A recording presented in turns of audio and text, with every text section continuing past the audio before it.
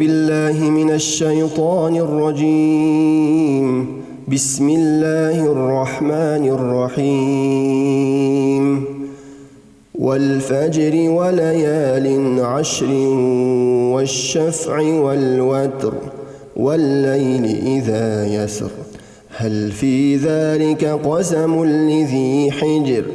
ألم تر كيف فعل ربك بعاد إرم ذات العماد التي لم يخلق مثلها في البلاد وثمود الذين جابوا الصخر بالواد وفرعون ذي الأوتاد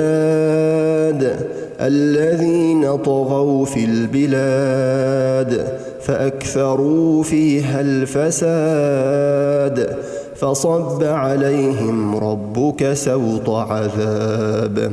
إن ربك لبالمرصاد فأما الإنسان إذا ما ابتلاه ربه فأكرمه ونعمه فيقول ربي أكرمن وأما إذا ما ابتلاه فقدر عليه رزقه فيقول ربي أهانن كلا بل لا تكرمون اليتيم ولا تحاضون على طعام المسكين وتأكلون التراث أكلا لما وتحبون المال حبا جما كلا إذا دكت الأرض دكا دكا وجاء ربك والملك صفا صفا وجيء يومئذ بجهنم يومئذ يتذكر الإنسان وأنى له الذكرى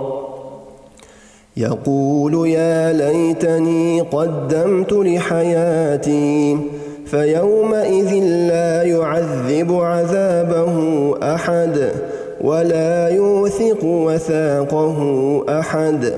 يا أيتها النفس المطمئنة ارجعي إلى ربك راضية مرضية فادخلي في عبادي وادخلي جنتي.